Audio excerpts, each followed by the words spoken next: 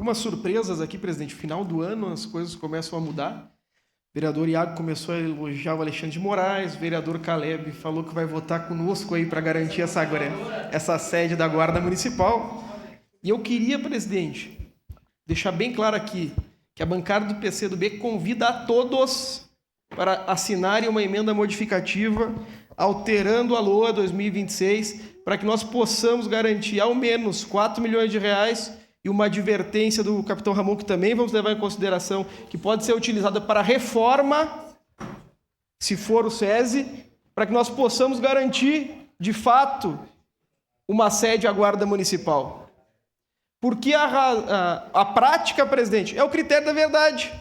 Então, bom, se nós todos aqui queremos valorizar a Guarda Municipal, queremos garantir que a Guarda Municipal tenha uma sede, se todos aqui temos ciência que aquela sede que está sendo utilizada hoje não comporta o efetivo, então que a gente vote por unanimidade essa medida que a nossa bancada vai apresentar em conjunção de esforços com a bancada do PL, em conjunção de esforços com o vereador Alexandre Bortoluz, para que nós, nesse debate que o vereador Zé D'Ambrosio bem explicou, entendemos que é muito mais sobre aparência, possamos fazer do limão uma limonada e garantir à Guarda Municipal uma sede. Então, na segunda-feira, presidente, pode pautar que essa emenda vai estar aqui da bancada do PCdoB para que a gente tire dinheiro das contratações que o Executivo tem feito em consultorias de 10 milhões e 600 e retire dinheiro de 1 milhão e 200 de publicidade e mande esse dinheiro para a Guarda Municipal. Vamos todos juntos, presidente. Hoje uns sim e outros não. Mas semana que vem, todos sim para garantir uma sede para a Guarda Municipal. Muito obrigado.